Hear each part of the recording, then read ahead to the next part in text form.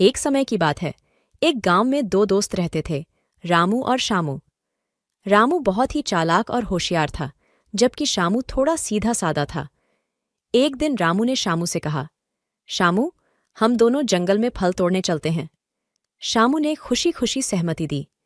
जब वे जंगल में पहुंचे तो रामू ने एक ऊंचे पेड़ की ओर इशारा किया और कहा, शामू, तुम ऊपर चढ़ो और फल तोड़ो, मैं नीचे खड़ा होकर उन्हें पकड़ूंगा।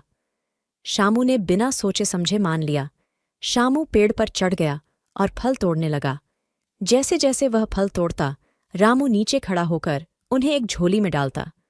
इस प्रकार वे दोनों मिलकर काफी सारे फल इकट्ठा करने में सफल हुए।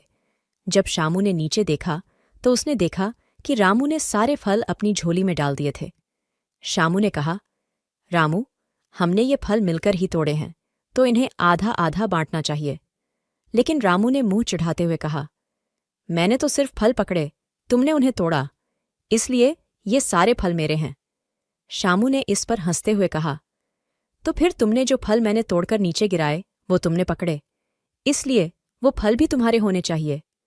और उसने एक बड़ा सा फल तोड़कर रामू के सिर पर गिरा दिया। रामू को चोट लगी और वह चिल्लाने लगा। शामू ने हंसते हुए कहा, देखो, तुमने जो फल मैंने तोड़कर नीचे गिराए उन्हें तुमने पकड़ा, तो अब वो फल तुम्हारे हो गए। रामू ने अपनी भूल समझी और वह शर्मिंदा हो गया।